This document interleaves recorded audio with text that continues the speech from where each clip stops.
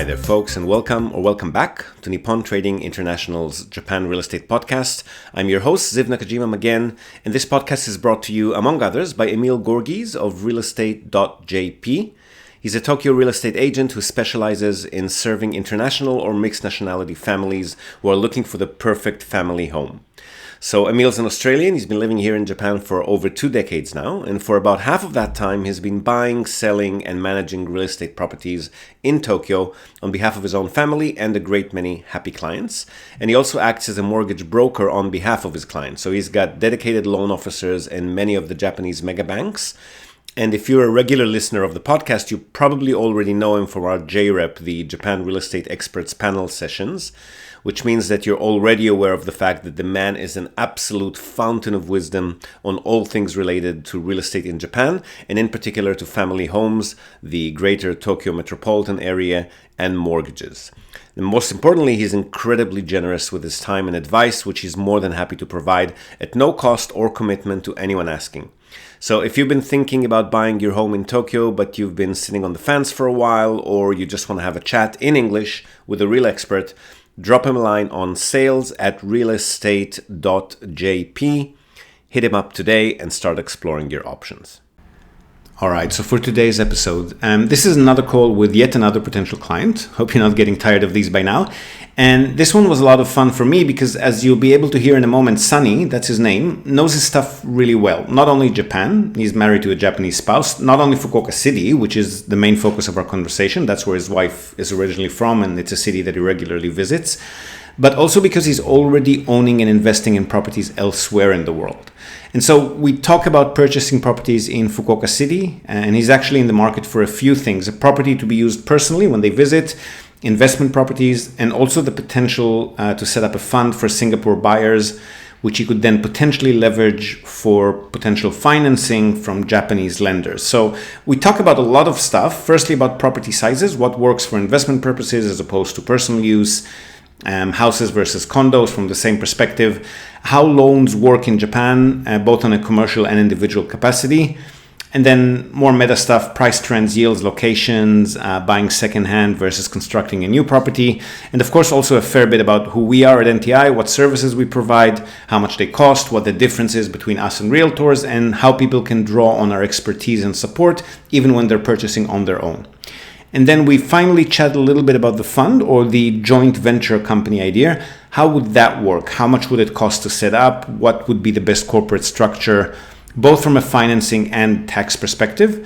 So a lot of good stuff to unpack in this one. Listen carefully. I hope you enjoy the conversation, and I'll see you again on the other side. So let me bring up your email again. So you're talking about Fukuoka City for personal use, but also for investment?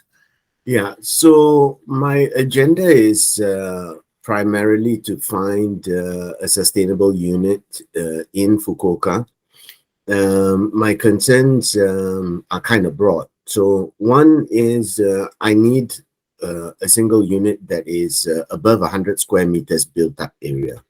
So when you say unit, does it need to be a condo unit or a house?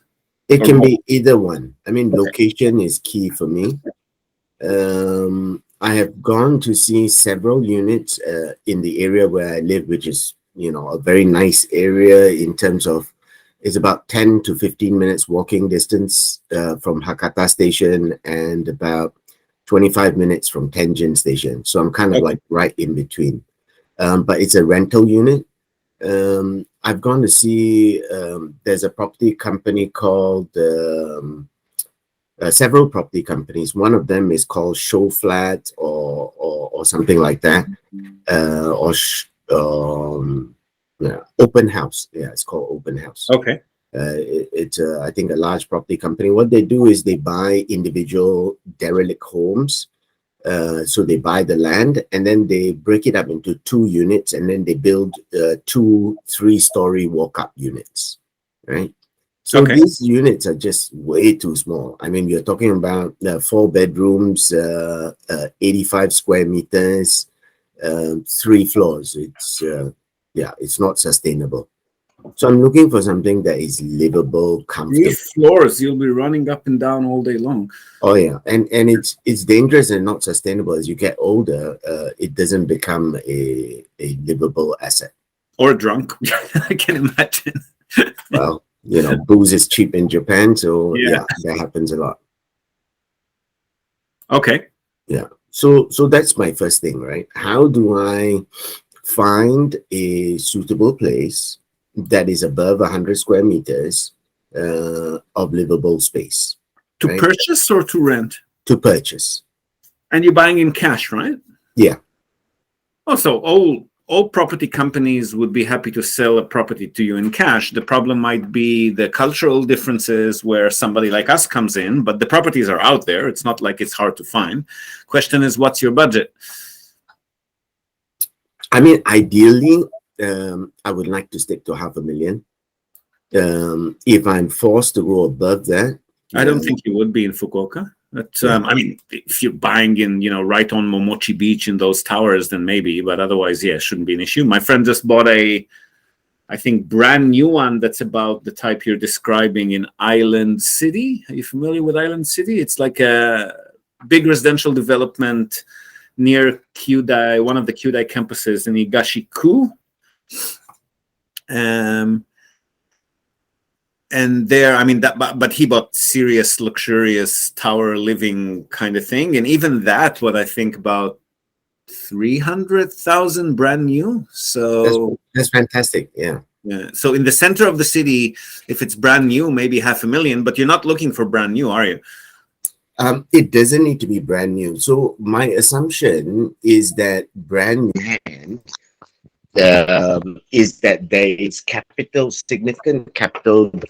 significant capital depreciation. Can you hear me? Yeah, it's from a tax perspective. It doesn't actually mean that the property is no longer serviceable or that the market price will be very low. The tax depreciation that you're talking about is from a tax perspective only. The prices tend to hold regardless of that. Sunny? Hello? Sorry, Ziv. Could you repeat that? I was having trouble with my headset, so I missed. Yeah, so I'm saying the capital depreciation that you're describing is related to tax tables. In practice, if you're talking about market price, that doesn't really correspond with the depreciation life cycle. That's a completely different dynamic that drives those two. So what I've noticed is that, two compounds facing each other, equivalent square footage or square meters, one that is 30 years old is going for 350,000 USD, and the one that's opposite, that's 7 or 8 years old, is going for 500,000 USD. So I don't know. I mean, I'm pretty sure that I'm not getting a foreigner price because my wife is Japanese. No, it's not a foreign price. Yeah. So I've kind of come to this conclusion. Yeah, they do go down in value, but it's not because of the tax depreciation. They go down in value because as the building gets older, maintenance costs start building up, and then if you're an owner occupier, the amount that you have to pay every month is increased. And if you're a landlord leasing the place out, then obviously if you're paying more monthly fees, then that reduces your yield. That's the reason the prices are decreasing. It's not directly related to tax depreciation. So if you look, for example, we usually don't deal with anything this old, but when we started, which was already 11 years ago, we did help a couple of customers buy in central Hakata properties that were built in 1970 something, I think. So 40, close to 50 years now. They've actually doubled in price since we bought them, right? So first customer bought 11 years ago at, let's say, 2 million yen. Next customer who buys there 11 years later is buying it for 5 million yen, right? Obviously, the trend of Fukuoka becoming an attractive destination and prices going up trumps anything to do with depreciation if and when that happens, right? So don't take depreciation as a market price reflection. Take it as a tax matter. So if you want to claim depreciation on your properties, then you might want to get something that's, let's say, between 10 to 30 years. If you want to purchase something from a tax perspective that's already officially depreciated by something older, but market prices will not be driven by that, or at least not by that alone. And the other factors that drive market trends are usually stronger than that. Hmm. Understood. I mean, very, very good insights, right? As you know, putting all that aside, buying something that's 30 years and older does mean that you'll very quickly be paying a lot more on a monthly basis for maintenance and reserve funds. So that will be important to understand. What is that quantum of the maintenance and reserve funds? An average threshold in comparison to your acquisition price of the property. That's really hard to give a rule of thumb to, because the nicer the building is, the more maintenance costs will be. The older it is, the more renovation and repair costs will be.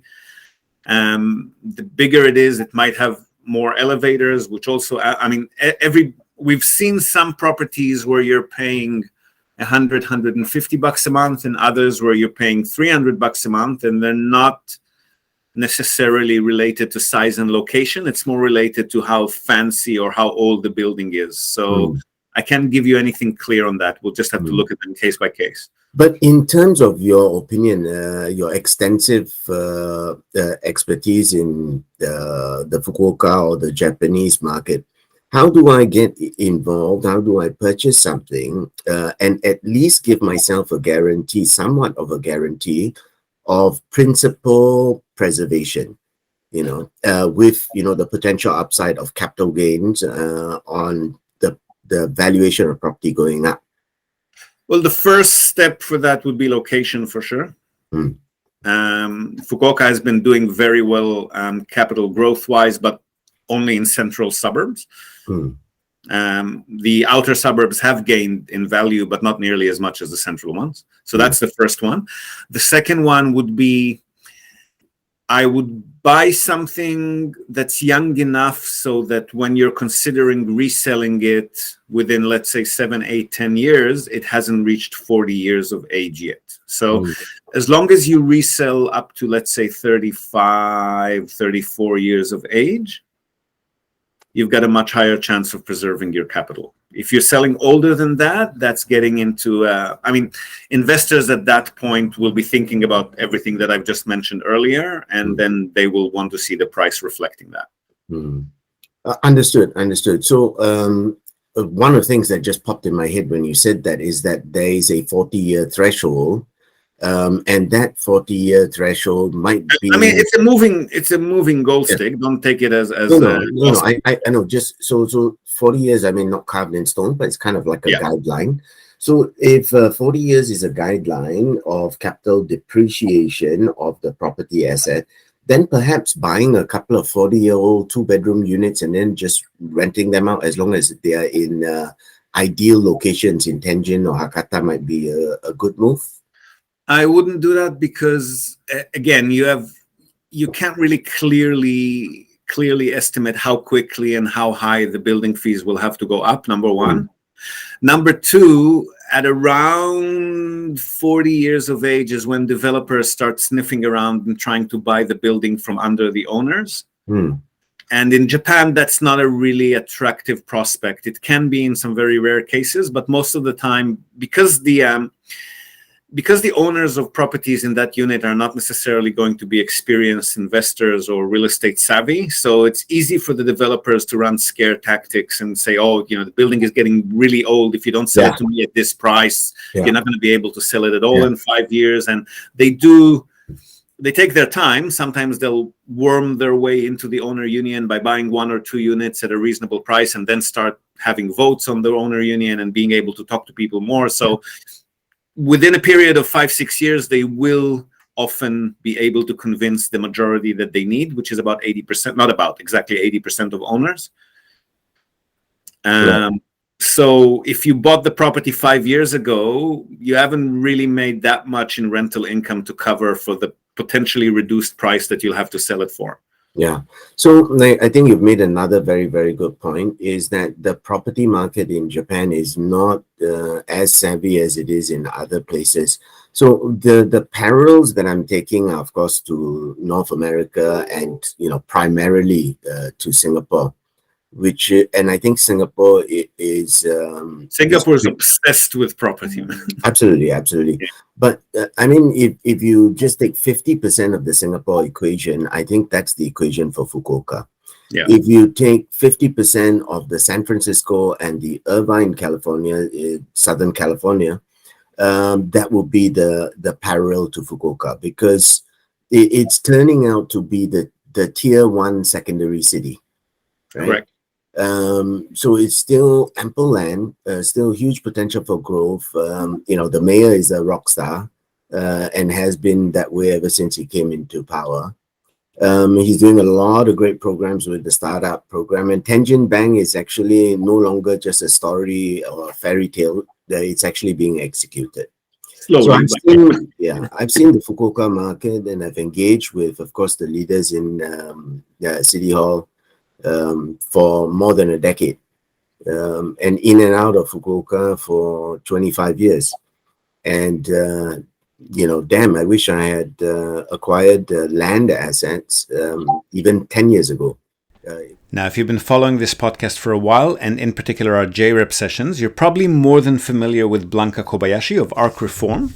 They're a bilingual renovation company serving clients in the Kanagawa and Kanto area, so Tokyo, Chiba, Saitama, Kawasaki, Yokohama. They can handle simple, small-scale projects as well as full house renovations, and they will work with you on the perfect design for your dream family home. But not only homes, Arc Reform also handle commercial property renovations, offices, restaurants, bars, shops, you name it, from traditional classics to the latest trends in interior design and renovations. So you want to email them for a free consultation and quote at info@arcreform.com. That's ARK reform, all one word, .com, and give your home or commercial space the love and care that it deserves. It would have doubled in value at least. Yes, correct. So I don't have a time machine, but I do see an interim window of the next 36 months as significant change in Japan. I mean, in terms of, the Bank of Japan changing interest rates, in terms of, the economy globally becoming weaker, there might be a good opportunity to capitalize on this. Most investors would have already secured sufficient Japanese yen during the period up till a couple of weeks ago, right? Everybody's been just buying and saving yen. Our customers definitely have been, yeah. Yeah. So I mean, even my friends who are not even thinking about buying property in Japan, of course, a lot of them want to. It's just that they're confused, and they said, "Hey, you know what? I spent 2 weeks in Japan. I went to see a whole bunch of things. I'm still totally confused. I'm happy to put the money down because it looks cheap compared to what we pay in Singapore. But how do I do it?" Yeah, I mean, I don't trust them. Number one, because when language becomes a huge barrier. And of course, in a country like Singapore, everything is automated. I can just click on a government website. I can find out what the prices were for this particular property. 20 years ago, up till yesterday, I can click on an account, get to a bank manager, and the bank manager will give me an indicative valuation for that property asset. In Japan, none of these things are automated. No. So it's very, very old school. We don't even have a centralized property platform, a portal, where we have the majority of the agents do. The brokers have access to a national RAINS. It's called RAINS database that does have more information than we can find online as non-registered agents, but it's still nowhere near what you'd see the MLS in the US and what you're describing in Singapore. Nowhere near that. Like in Southeast Asia, you just need to hit Property Guru and you see every single unit that's up for sale or rent, right? Commercial or residential. Good point. Understood. But the agents, bear in mind that when you're working directly with the realtors, they're Japanese. They're not swindlers. They're not going to run away with your money or anything like that. But they're still realtors. They're very transactional. So you will have to tell them exactly what information you want, and they're not going to tell you what questions to ask or hold your hand through due diligence. It's not what they're there for, and they're not going to, aside from a very rare few, they're not going to do that. Understood. And so you need to know, what you're asking, and you need to know how to conduct due diligence on your own or through the assistance of somebody like us. But don't expect the brokers that you're working with to do that for you, because 99% of them won't. So my understanding is that your business model is a single point of entry. So whether you want to do it as a personal acquisition or preferably as a commercial acquisition, you are the one single point solution. So you will handle. We need to be. I mean, we have people like you who have a Japanese spouse, and let's say sometimes after settlement, the spouses or the person themselves are happy to be receiving monthly property management reports, and you've got an account you can pay and receive income. So you might not need us after settlement. And some people, even during settlement, they want to do everything on their own. They found an agent that they can work with, but they want somebody to just provide consultation along the way and hold their hand. So we can fit into the purchase and management process at whatever capacity you need us to. Understood. So now, in terms of my requirements for the personal use in Fukuoka, not somewhere in the boonies or something, but something respectable enough that we are comfortable and happy to live in. Either a single property home or a dual family home is what I'm very interested in. Well, we'll look at prices, but I'm guessing in most cases, number one, a centrally located house as opposed to a condo unit is going to be more expensive. Obviously, because the land parcel is a lot bigger than what you get with a condo unit. And number two, bear in mind that building materials in Japan are not very durable. They're not meant to last within 25. So if we were talking about 40, 45 years for the concrete blocks, with houses, if you go beyond 25, 30 years, you're already going to see a very sharp escalation in average maintenance costs. Wow, I didn't know that.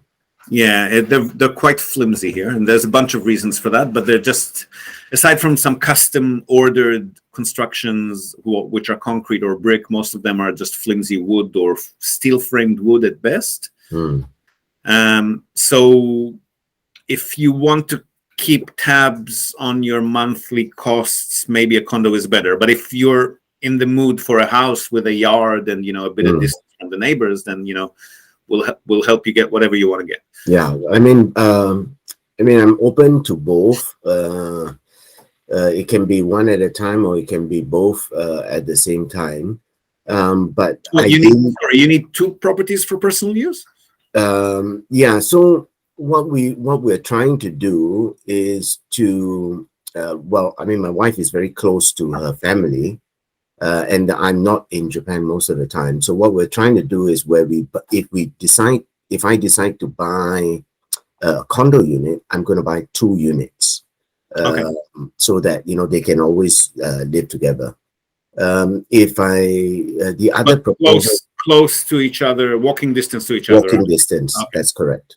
If I was going to buy a large plot of land, then our plan was that I would build 2 separate homes on that plot of land. Gotcha. And then that would just be connected by a yard, right? So kind of like Canadian style. Okay, so to give you a rough idea, constructing a home in Japan, if it's your average Japanese style home, let's say 3 LDK or 4 DK up to 120 square meters, say, standard construction materials, is probably going to be between 20 to 30 million yen, depending on how custom made you need it. So Correct. You're talking about buying the land, which I'm assume is going to be at least 40, 50 million yen if it's central.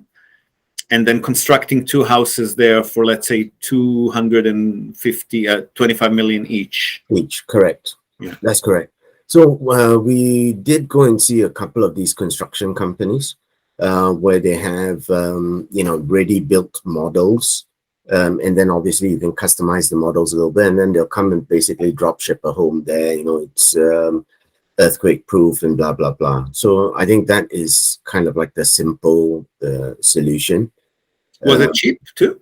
But about what you were saying, Okay. 200,000 to 300,000 US So dollars. not a big difference there, just convenience, I guess, right? Absolutely, absolutely. Okay. But of course, I mean, if you have specific builders where we could build something even better for the same price, why not? I mean, Same price would be pushing it, but you'd get better quality for a bit of a higher price, I think. Yeah. Yeah. So I mean, it's about sustainability, right? You're building the primary home that you want to live in. So of course you don't want it to fall for the next 50 years. So I'm sure people will be willing to pay a little bit of a premium on that, barring it's justified. Yeah. Okay, let's cover the next one. I mean, in terms of talking about specific units, we'll take it outside of the recording. But the next thing I'd like to talk about is, your business model and this investment mandate. I've seen, postings from you, and, I've met you, probably the first time I met you was, I think, 5 years ago or 3 years ago.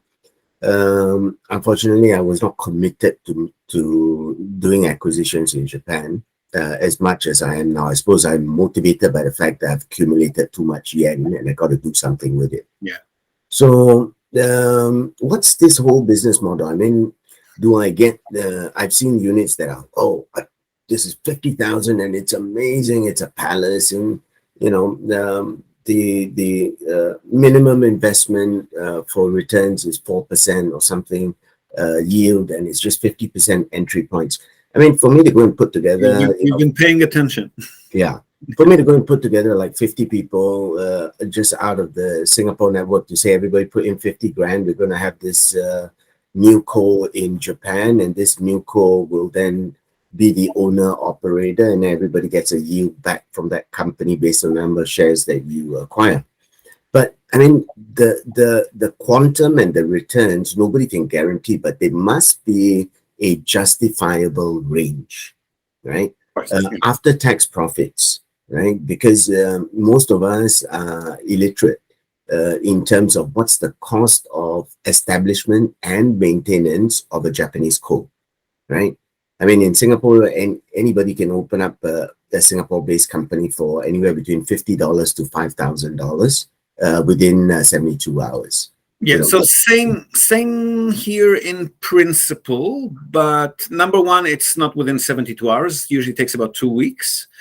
And if you're talking about shareholders who are non-residents, there'll be a lot of documents coming and going with notary public certificates and SAL because you're in Singapore and so forth. So that's probably going to be more towards a month, I would say.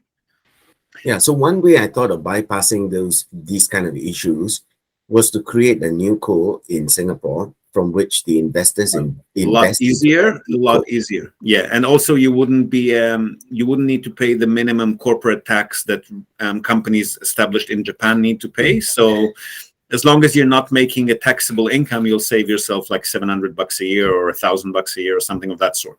But bear in mind, so if you're saying about 50 people, 50,000 each, you're talking about 2.5 million Sing or US, whatever the case may be. That's worth setting up a corporate structure for. But if you're going to be owning assets that are, let's say, less than half for 600,000 US, the $3,000-4,000 a year in annual upkeep and bookkeeping and accounting, which is what it costs to maintain a corporate structure in Japan, is probably not worth it. So financially, it would make more sense unless anybody needs anything to do with residency or visas or whatnot, in which case maybe a Japanese structure is more advisable. But if we're just talking strictly investment, I think a Singapore company that's just a single entity buying in Japan and you divide the shares or the equity or the dividend. The Singapore side, yeah.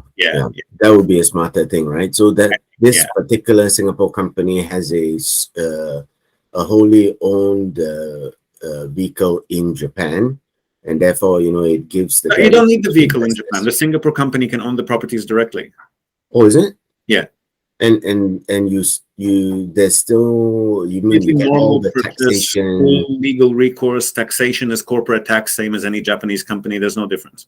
but in terms of government grants, benefits, stipends, programs, you won't be eligible. You won't be eligible, but I doubt you'd be eligible with foreign ownership, even if it's a Japanese entity. But that's something that's a bit over my pay grade. I have no idea about those. Understood. So I'm sure you're also fully aware of City Hall's startup program and all the key stakeholders in there.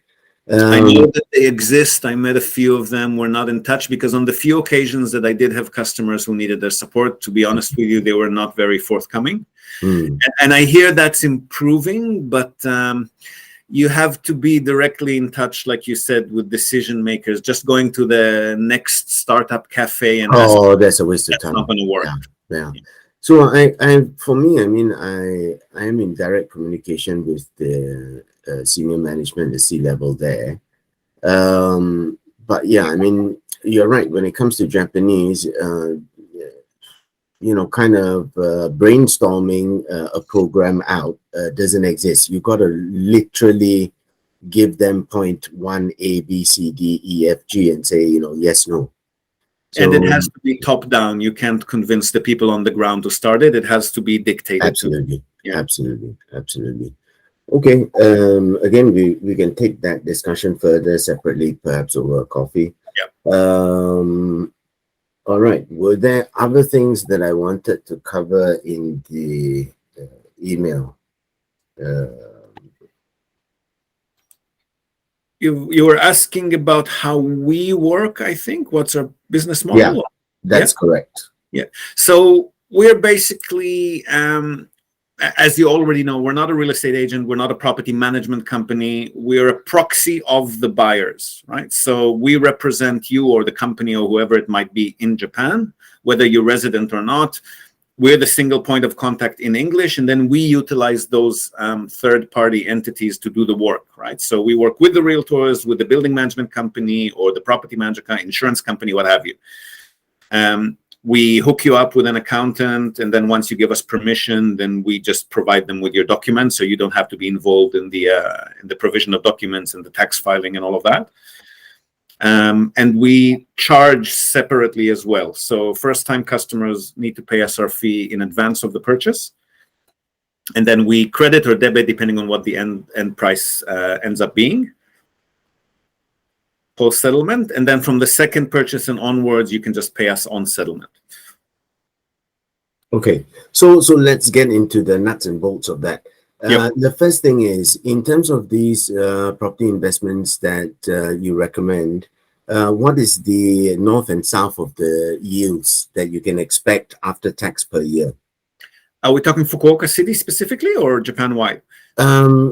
Since other people may eventually listen to this, let's cover both topics.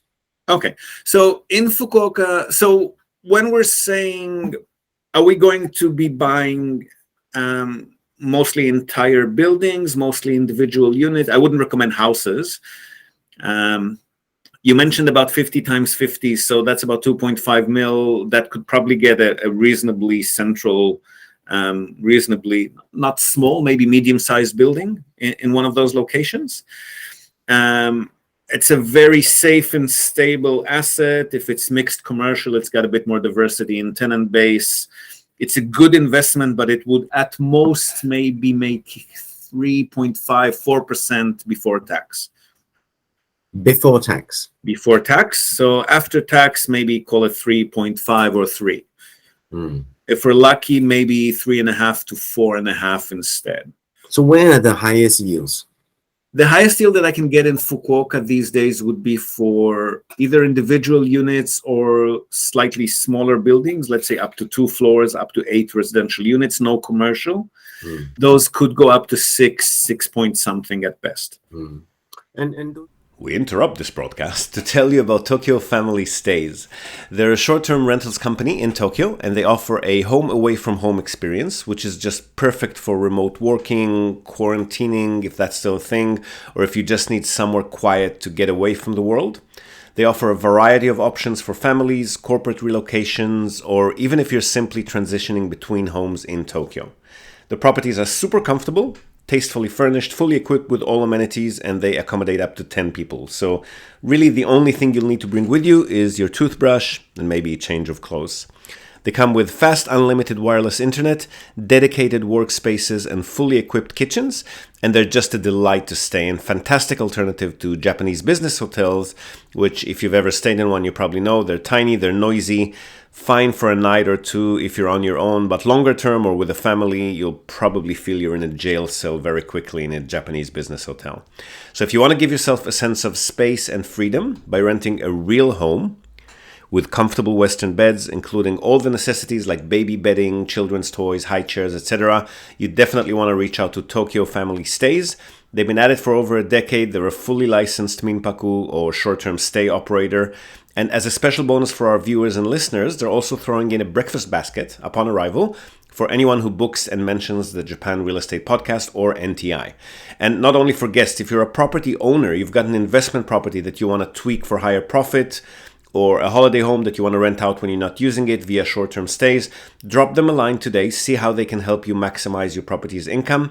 And again, as a special bonus to our viewers and listeners, they're also offering a free audit of your existing short-term stay listings without any obligation whatsoever. So feel free to reach out to them at tokyofamilystays.com. Well worth a visit. And again, if you're in the market for a family home in or around the Tokyo metropolitan area, Emil's your man. Don't be shy to reach out to him as well at sales@realestate.jp. And now, back to the podcast.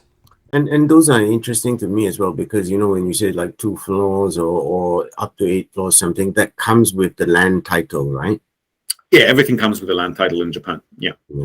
Not 8 floors, 8 units. I mean, so usually 2 or 3 floors at most, 2 or 3 units per floor. And what was the yield on this that you said the best? Best case scenario, about 6%, 6 point something. After tax? Before tax. Everything that I'm mentioning is net before tax, because I have no idea what your tax situation is going to be. That's depending on the structure, depending on how many years you've been claiming your carrying your losses forward. So I can't comment on your tax situation. So if it was a new co in Japan, how much tax would they be liable for? The corporate tax is basically fixed at approximately 20%.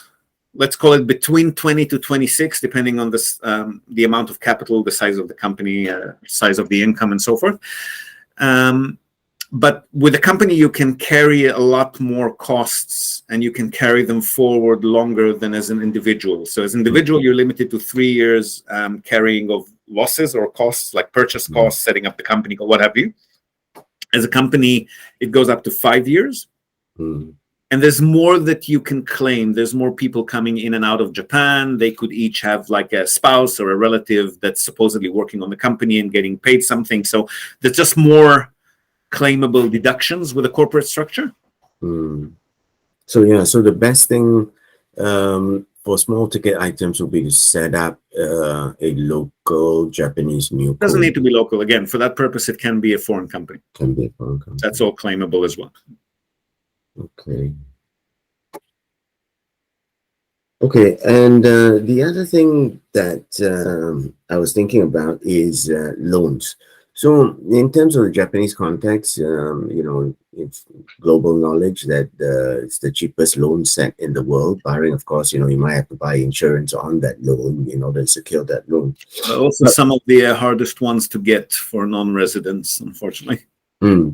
So, but even for residents, right? I mean, the residents would need to have an employment track record or credit history in Japan, correct?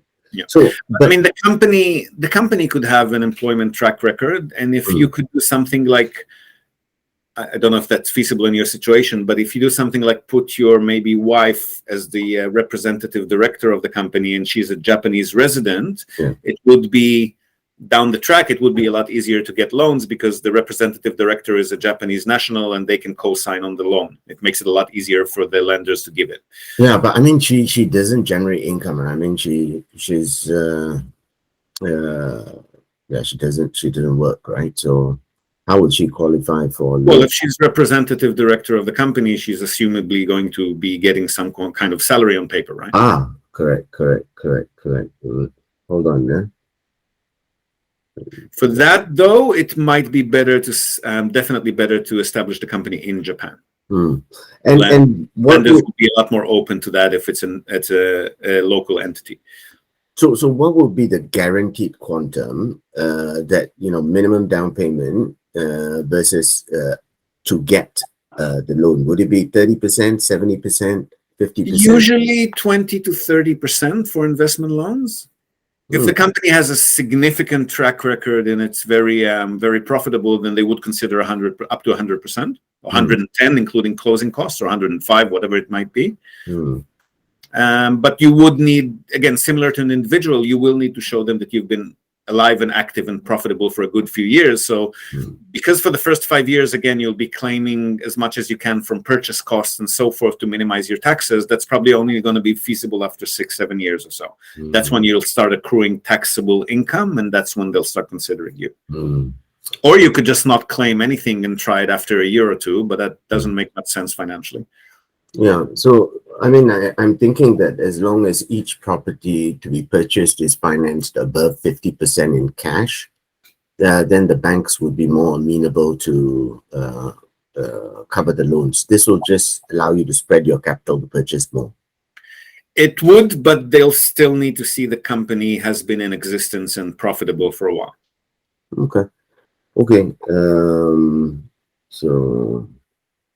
And this is also a very dynamic landscape. So all the information I've just given you is based on the last few years of feedback from lenders. Everything could change. I mean, it used to be easier in the past. Then they all went to a Asia Pacific money laundering convention, and then all of them tightened their policies, and then they might loosen it up again in the future. I have no idea. But at the moment, that's what it seems to be. Yeah, so I think if we're going to set something up for an individual level investment company, then you probably wouldn't go to City Hall, the startup program. But if you're going to invest a minimum of $500,000, I think, that's something that he would wake up on. Definitely. There is, I think, one very large property-related Singapore investment tycoon in Fukuoka. I remember he set himself up about 5 years ago. Oh, living in Fukuoka, you mean? Or? Yeah. Okay. But I'm not sure if he's cashed out everything and then shut that down, because he would have made a significant gain. I think at that time when he set up that company, he put in just $5 million US. And I need to go and do a bit of digging to find out what he's doing, and then perhaps share that with you. All right, last thing to cover is your fees. So I do understand that there's a broad range of services, everything from, hey, you know what, we'll just translate everything for you, to we will handhold you and be your concierge throughout the execution. Actually, the translate everything part is not something that we can do. We give you ad hoc summaries of what's in each document so that you know what it is that we're signing on your behalf. But if you want official translations, that has to be outsourced.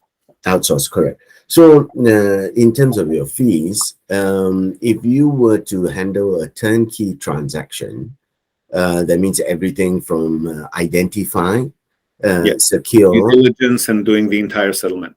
And the entire settlement, barring the bank loans, excluding that because that's contentious. What would your fee range be? It's not a range. So the budgets that you're talking about, I think each asset would be over 20 million yen or 200,000 US-ish, right? Correct me. So that's always going to be 3% plus tax. Okay. So that's 3%. 3.3, including tax. 3.3. Okay. Now the next question is in terms of the smaller units, because there's a lot of chatter that says that, hey, you know what? Just buy these studios, these 1 bedrooms and these 2 bedrooms. They rent out faster than your name can dry on the paper. And it's just steady. That's a bit of a misconception. It's not a super fast rental market. Obviously, if it's a central metropolitan property, it will stand a chance of being rented out much faster. But especially during COVID, we have seen them stand empty for 6, 7, 8 months. Normal times, I'd say, 2-3 months at most. It takes about a month to clear up and renovate and repair and start advertising, and then we start getting applications. So central metro properties, I'd say, assume 2 to 3 months. So perhaps my view is jaded because, I mean, the apartment that we live in, I mean, it took us 2 years just to find an apartment here, and anything that comes up for sale, by the time you can get there, it's already sold. Anything that you're not talking about studios, right? You're not living in one of those older, cheaper studios. You're No, living in a family size. this is a 5-year-old building that is that is a 3-bedroom unit, but then I removed one of the partitions to make it a 2-bedroom unit. And it's the total build-up area is only about I don't know, slightly under 70 square meters. Yeah, so that's your typical couple plus one child apartment for Japanese families, and they are in high demand. They're also very stable, good assets, but the yield is going to be very low if you buy those.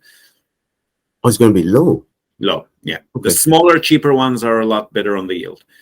Smaller, cheaper ones, yeah. So I've seen even just walking distance from me, surprisingly, there are a couple of like 1-bedroom and 2-bedroom smaller units, like 40 square meters, anything from 25 to 46 square meters. That's again larger than most of the cash cows that we deal with. The real cash cows are going to be up to 25 square usually. Wow. So that's what, less than, that's about 50,000 a unit? Central Fukuoka, they could reach 6-7 million yen if they're not too old. Wow. More suburban, more suburban would be 4 or 5 million. Okay, so that's something I will look at. I mean, that would just be, you know, kind of casual income. Not too new though, they'll be about 20 to 30 years of age. Well, as long as you can give me a yield and it's fully managed by your company and it's only 6-7 million a piece, you might as well pick up 2 or 3 of those, and then you're kind of building a track record. Put it under a company, and then put it under a company, and I'll put my wife as the director, as a full-time employee, so she takes that money, and therefore she's building up, you know, some kind of track record. And then open it up to shareholders down the track. That's not a bad yeah. Outstanding. So this is just 6 to 7 million, you say? Yes. If you want the bank to take you a bit more seriously, maybe get a small building for that. So let's say 40-50 million, if you can afford that. That would make you look a bit more like a professional asset management company to them. 40 to 50 million. But you can start with the small ones and then grow over time. It's up to you. Wait, 40 to 50 mil Japanese yen. That will get you a small building in Fukuoka City, and not super central, suburban, but yeah. That's just like what, 350,000-400,000 US? At the moment, yeah. Okay, let's talk about this as well. I think I need to buy you a long lunch, not just a coffee. Yeah, I didn't realize you were in Fukuoka. We should have met for lunch or drinks a while ago now. Yeah, so you were still in Sapporo. I come back to Fukuoka every 2 months for like 2 weeks. Okay. But you know, every time I'm back, I'm just I can't live in this tiny little. It drives me insane. You're constantly out, are you? Yeah, and then she's always looking at units, and they're always ridiculously small, you know, and it just doesn't make sense. So I said, you know, let me go get some commercial advice from somebody. You need a bit of a mind shift there. Those smaller units that are not reasonable to you and me, like I would never live there as well. Even if I was single, I wouldn't live there. But those are the most coveted asset, because bear in mind that the Japanese tend to remain singles for life.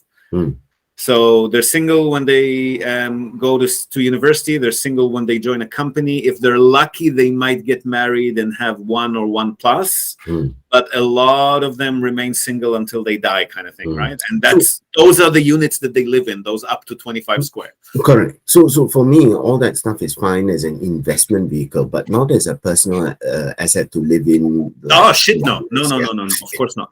Of course not. Okay, cover the last thing, and hopefully I'm telling the truth now that it is the last thing.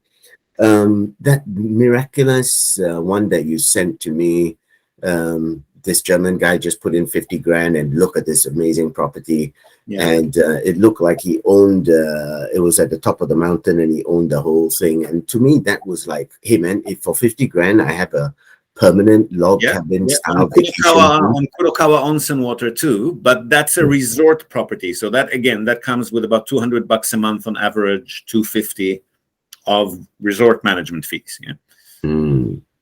So paying for the onsen water, you're paying for the gardening, you're paying for the gated community, if it's a gated community, whatever the case may be.